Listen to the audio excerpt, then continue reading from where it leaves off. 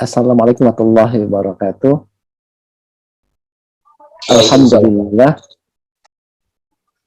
Terima kasih Pak Dr. Agus atas kesempatan yang diberikan pada pagi hari ini. Ini satu pagi yang cerah ya, dan mudah-mudahan juga mencerahkan seluruh pemikiran kita, akal budi kita ya pada hari ini. Para profesor, para doktor, dan kawan-kawan, para intelektual, di tengah kita juga hadir, ini senior saya di Universitas Pajajaran, itu Profesor Muhammad Fadil Nurdin ya. Assalamualaikum Prof. Assalamualaikum warahmatullahi wabarakatuh. Senang sekali Prof Fadil bisa hadir dalam kesempatan ini. Ya, baik. Dalam kaitan dengan apa yang tadi disampaikan oleh Dr. Agus, memang menjadi sangat penting sekali ya kita untuk berbincang tentang masalah riset, tentang masalah nasib riset kita ke depan, termasuk juga kemudian persoalan perguruan tinggi kita ke depan nantinya ya. Nah, tentu saja membangun kehidupan sebuah bangsa, sebuah negara itu tidak bisa dilepaskan dari proses pembangunan sumber manusianya ya, sumber daya manusianya secara keseluruhan. Sebab apa? Sebab perkembangan manusia itu ada dua hal yang nampaknya harus diubah menjadi lebih baik ya. Tentu saja yaitu terkait dengan terwujudnya sebuah proses pendidikan tinggi yang memang termasuk di dalam konteks tadi adalah kemampuan di dalam penguasaan ilmu dan teknologi serta juga melakukan inovasi. Sebabnya apa? Karena memang ini adalah terkait erat dengan satu dukungan untuk di mana Indonesia punya kemampuan untuk kemudian meningkatkan daya saing bangsanya. Nah, oleh karena itu maka saya melihat bahwa visioner dari BRIN, Badan dan Inovasi Nasional ini, dan juga kemudian visioner dari universitas atau pendidikan tinggi kita ke depan adalah sebenarnya adalah berkaitan erat dengan bagaimana kemudian meningkatkan akses ya. Jadi relevansi juga dan peningkatan kualitas dari sebuah proses pendidikan sampai juga pendidikan tinggi untuk menghasilkan satu sumber daya manusia yang memang berkualitas. Dan semua orang tahu bahwa suatu bangsa jika ingin maju dan memiliki daya saing yang dapat dihandalkan, ya tidak ada cara lain kecuali membangun sumber daya manusia tersebut tadi. Nah, dalam kaitan dengan aspek inilah maka masalah kita sekarang adalah bagaimana nasib dari pengembangan ilmu pengetahuan. Tentu saja pengembangan ilmu pengetahuan terkait erat dengan satu proses terkait dengan proses pendidikannya di semua jenjang-jenjang pendidikan, termasuk juga di pendidikan tinggi, dan termasuk juga di dalam konteks ini adalah terkait dengan riset. Nah, dalam kaitan dengan hal di atas memang menjadi sangat relevan menurut hemat saya untuk mengungkapkan kembali arti sebuah university atau juga arti dari sebuah proses riset ya, di mana kita bisa melihat bahwa di dalam frasa dalam misi pembukaan Undang-Undang Dasar 1945 misalnya, ada frasa yang disebutkan mencerdaskan kehidupan bangsa, dan ini saya kira menjadi satu aspek penting ya, dan itu sudah bergaung juga sejak 76 tahun yang lalu. Nah, saya ingin mengutip apa yang disampaikan oleh Salim Badat dari Rhodes University di South Africa ketika beliau menyampaikan gagasan tentang the role of higher education in society.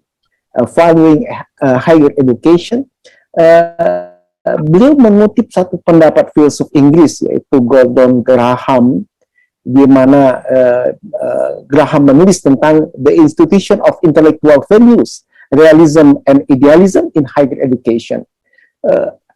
Melalui satu kalimat yang retoris, dia menggugat hakikat dari sebuah universitas, dan terkait juga dengan persoalan riset di dalamnya. What it means to be university, katanya begitu. Jadi dia menyatakan bahwa memaknai hal itu akan menjadi gagal jika kita gagal di dalam memahami a sense of our own. Kenapa sebabnya? Karena kegagalan di dalam memahami our understanding of our identity. Satu hal yang ingin saya garis bawahi adalah, dalam konteks ini, pesannya adalah universitas itu dan aspek lembaga riset itu adalah sebuah organisasi yang kompleks, gitu loh. Jadi kompleksitasnya luar biasa, dan ini merupakan satu aspek yang kita akan menghadapi tantangan-tantangan yang sulit. Bukan hanya tantangan yang sulit, tetapi juga sangat beragam, ya. Oleh karena itu, maka kita perlu mendefinisikan kembali tentang identitas kita. Identitas tentang apa? Identitas tentang katakanlah sebuah proses pendidikan, identitas tentang higher education, identitas tentang university, dan termasuk juga tentang identitas masalah sebuah riset itu dilakukan, begitu, ya. Tentu di tengah keragaman dan perubahan yang cepat, di tengah kemudian banjirnya informasi yang ada di dalam masyarakat kita pada hari ini. Nah, dan hal itu juga yang pernah terjadi pada awal revolusi industri di Eropa beberapa waktu yang lalu, yang memang terungkap di dalam the Yale Report of 1828, saat menanyakan tentang apakah kebutuhan masyarakat yang berubah memerlukan perubahan besar dalam proses pendidikan tinggi. Ternyata dalam simpulan laporan tersebut dinyatakan bahwa mereka telah mengajukan pertanyaan yang salah. Pertanyaan yang tepat adalah terkait dengan apa tujuan dari sebuah proses pendidikan tinggi tersebut tadi, atau apa tujuan dari sebuah university, atau kalau kita mau dudukkan dalam konteks riset, apa sebenarnya tujuan dari sebuah proses riset itu dilakukan, gitu. Nah, terkait dengan aspek inilah maka terkait dengan Badan Riset dan Inovasi Nasional yang sudah kemudian digagas oleh Bapak Presiden, ini menjadi satu aspek yang penting untuk kita renungkan kembali dengan pertanyaan, apakah ini juga menjawab persoalan our understanding of our identity, tentang identitas kita. Karena itu akan kemudian berkaitan erat dengan kita menjawab untuk apa riset itu dilakukan, untuk apa inovasi itu dilakukan, termasuk juga kemudian untuk apa sebuah university itu kemudian ada, begitu. Nah, oleh karena itu maka pada abad ke-21, institusi pendidikan tinggi, ada university di situ, ada kemudian juga badan riset di situ, saya kira memegang peranan yang sangat penting bagi masa depan bangsa kita, Indonesia kita yang kita cintai. Kalau kemudian 2045 kemudian kita menjadi sebuah negara yang punya martabat tinggi di tengah-tengah percaturan dunia, mengapa tidak sebagai sebuah cita-cita harus kita raih aspek itu. Tetapi persoalannya juga kemudian apakah kita berpijak pada satu fondamen yang kuat untuk kemudian menuju cita-cita Indonesia emas 2045 tersebut tadi. Jadi berdasarkan beberapa hasil riset menunjukkan kepada kita bahwa sistem pendidikan tinggi yang kuat sebenarnya merupakan kontributor signifikan terhadap kemampuan negara atau sebuah bangsa untuk bersaing di pasar global, ya. Termasuk dalam hal ini tentu saja riset dan inovasi, dan termasuk dalam konteks itu akan berdampak dalam penguatan ekonomi, penguatan sosial, termasuk juga kemudian penguatan budaya kita, dan juga sangat terkait erat dengan kesejahteraan sebuah bangsa dan negara tersebut tadi. Oleh sebab itu maka, menurut hemat saya bahwa mendudukkan kembali makna sebuah badan riset dan inovasi misalnya, mendudukkan kembali makna proses sebuah pendidikan, termasuk juga kemudian higher education, mendudukkan kembali tentang fungsi universitas dan perguruan tinggi itu menjadi sangat urgent. Apa sebab? Karena kita khawatir bahwa selama ini insan pendidikan kita mungkin ini mesti kemudian kita lakukan riset juga tentang aspek ini, mungkin kita telah kehilangan arah dan tujuan begitu. Ya, kita kehilangan arah dari kemudian dan tujuan dari adanya sebuah badan riset dan inovasi, atau juga mungkin kita sudah kehilangan arah dari sebuah proses pendidikan kita, termasuk juga higher education kita, di tengah arus deras dunia yang semakin cepat berubah.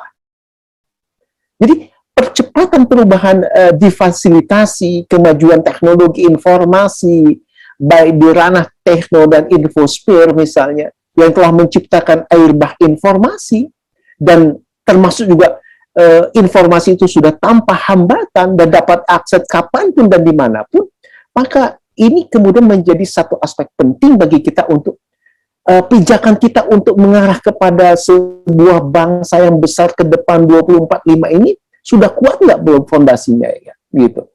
Termasuk di persoalan masalah riset, termasuk di persoalan masalah daya inovasi kita dan higher education kita.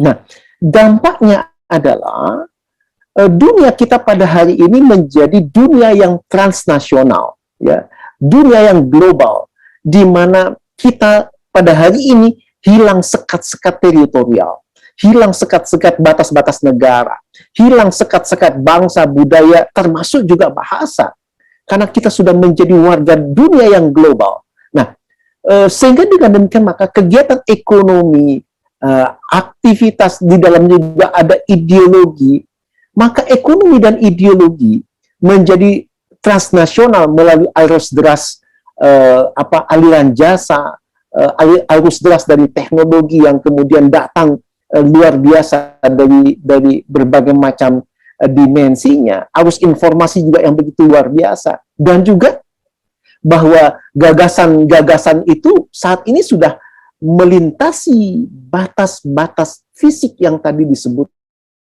Jadi sekat-sekat itu semua pada hari ini sudah hilang gitu.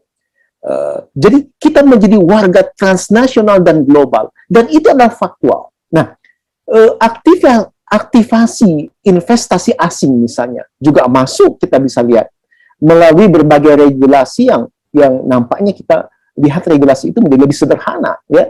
Jadi international trading and finance misalnya semakin mudah, semua menggunakan Internet of Things (IoT) yang juga melibatkan sistem informasi komputerisasi dalam skala yang sangat besar, dan terjadinya kompresi ruang dan waktu, dan itu adalah faktual. Pertanyaannya adalah, ketika kita hendak membangun Indonesia emas kita 2045 ke depan, apakah fondasi kita untuk take off itu sudah cukup kuat untuk kemudian mendapatkan itu? Saya kira bahwa aspek ini sebenarnya pernah dipikirkan oleh para intelektual kita pada masa yang lalu. Saya kira Pak Habibie adalah motor terkait dengan aspek itu pada masa era sebelumnya, dan apa yang dibangun oleh Pak Habibie dalam konteks riset dan inovasi nasional itu begitu luar biasa. Tapi pada hari ini, apakah kita kemudian berada pada posisi yang sudah cukup kuat untuk aspek itu? Nah, ini mungkin menjadi bahan pemikiran kita bersama, tentu saja.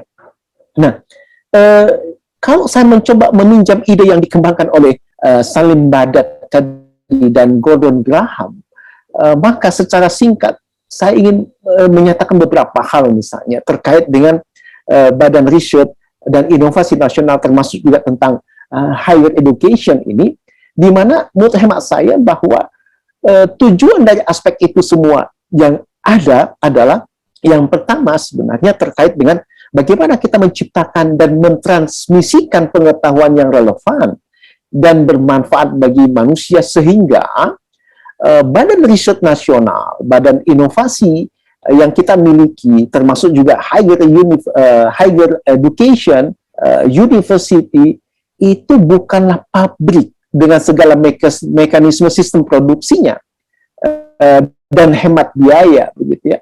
Jadi universitas atau higher education menghasilkan keragaman outcome dan output yang sangat luas. Dalam riset, mereka menciptakan kemungkinan baru. Dalam pendidikan dan pengajaran, mereka membentuk manusia yang baru. Nah, keduanya berinteraksi dengan kuat, menghasilkan manusia berkapasitas unggul sesuai dengan kebutuhan zaman yang saya kira bahwa zaman ini terus akan berubah. Termasuk juga menciptakan potensi kemajuan melalui gagasan, ide dengan merespon berbagai tantangan dan membentuk masa depan yang belum kita ketahui sampai hari ini. Nah, dalam konteks pengabdian kepada masyarakat, keberadaan university misalnya, perguruan tinggi, atau juga termasuk juga Badan Riset Nasional dan Inovasi ini, saya kira keberadaannya harus membawa inovasi baru di dalam masyarakat sesuai dengan hasil-hasil riset yang sifatnya bukan hanya teoretis, tetapi juga kemudian aplikatif dan kemudian dapat diimplementasikan di dalam masyarakat dan bangsa kita. Sehingga kemudian proses hilirisasi dari hasil riset itu menjadi sangat penting, dan itu saya kira juga harus disesuaikan dengan budaya yang ada di dalam bangsa Indonesia yang religius ini. Dan yang kedua, catatan saya yang menjadi penting adalah bahwa bagaimana memfasilitasi penemuan yang tidak dapat ditentukan sebelumnya sebagai konsekuensi dari pertemuan antar pikiran para akademisi, para researcher, para peneliti, berupa masalah, argumentasi dan bukti, dan juga pikiran generasi yang berbeda secara kontinu. Dan aspek ini akan terkait dengan aspek yang ketiga, yaitu menciptakan program identifikasi dan pengembangan kepemimpinan yang lebih kuat untuk mempersiapkan pemimpin Indonesia kita ke depan, bangsa kita ke depan yang lebih baik, yang lebih kuat, yang lebih kemudian memiliki visioner jauh ke depan untuk aspek itu. Oleh karena itu maka dalam kaitan dengan inilah maka Badan Riset dan Inovasi Nasional dan tentu juga higher education, ada university di dalamnya, saya kira ini adalah aset nasional yang sangat penting dan strategis, dan pemerintah harus melihatnya sebagai sumber pengetahuan baru dan pemikiran inovatif, penyedia tenaga terampil dan kredensial yang kredibel, ya, dan juga kemudian kontributor inovasi, penarik investasi bisnis, termasuk juga agen dan serta kemudian penyumbang vitalitas sosial dan budaya. Nah, masalahnya sekarang adalah bagaimana jika kemudian Badan Riset dan Inovasi Nasional ini kemudian dalam konteks tadi visioner ke depan yang kemudian harus memiliki pijakan yang sangat kuat. Bukan hanya kemudian visioner ke depan, tapi juga sumber daya yang ada di dalamnya. Itu juga kemudian menjadi aspek penting dalam konteks tadi. Nah, sehingga dengan demikian maka masalahnya sekarang adalah siapa yang akan memimpin riset, siapa yang akan memimpin daya inovasi bangsa ini menjadi lebih berkualitas tinggi, sehingga kemudian mampu bersaing dengan negara lain, termasuk juga di tataran higher education, siapa yang harus memimpin dunia perguruan tinggi di dalam kita memasuki era yang disebut dengan world class university misalnya, dan siapa yang akan membimbing para dosen junior dalam proses pendidikan dan pembelajaran di kampus, dan siapa yang akan melahirkan inovasi yang baru dalam pengabdian pada masyarakat.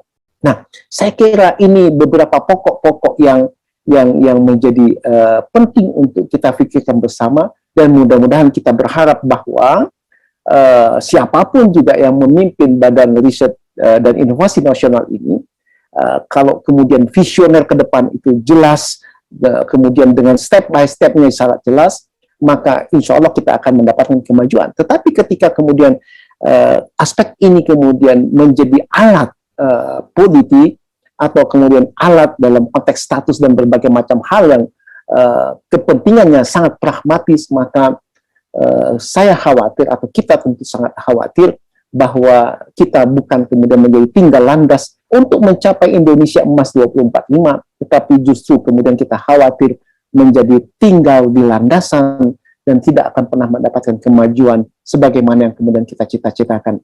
Oleh karena itu, maka kembalikan aspek terkait dengan pengembangan mutu universitas, proses riset yang terdapat di dalamnya, pendidikan yang terdapat di dalam konteks memproses generasi di dalam pembelajaran tersebut tadi kepada ahlinya, dan termasuk juga kemudian kembalikan aspek yang terkait dengan daya kemampuan inovasi-inovasi yang kemudian ada di dalam sebuah riset itu kemudian kepada ahlinya. Dan dalam konteks tadi, maka menurut saya yang sangat penting adalah mengembalikan seluruh aspek ini pada sebuah aspek yang memang seharusnya. Dengan demikian kita berharap ke depan Indonesia kita mampu mencapai Indonesia Emas di 2045. Jika landasan kita kuat dan visioner dari seluruh pihak ini kemudian memiliki kontribusi yang sangat penting di dalam konteks tadi. Jika kemudian tidak, kita khawatir kita berada tetap di dalam landasan dan tidak akan pernah mencapai 2045 sebagaimana yang kita harapkan bersama. Saya kira itu beberapa pemikiran-pemikiran yang saya coba untuk deskripsikan pada kesempatan pagi hari ini, dan mudah-mudahan ini bisa menjadi bahan diskusi kita bersama, bertukar pikiran untuk mencari sesuatu yang sangat urgent untuk kepentingan ke depan bangsa yang besar ini, yaitu Indonesia Emas kita di 2045 dengan seluruh persiapan yang kita harus lakukan. Terima kasih. Assalamualaikum warahmatullahi wabarakatuh.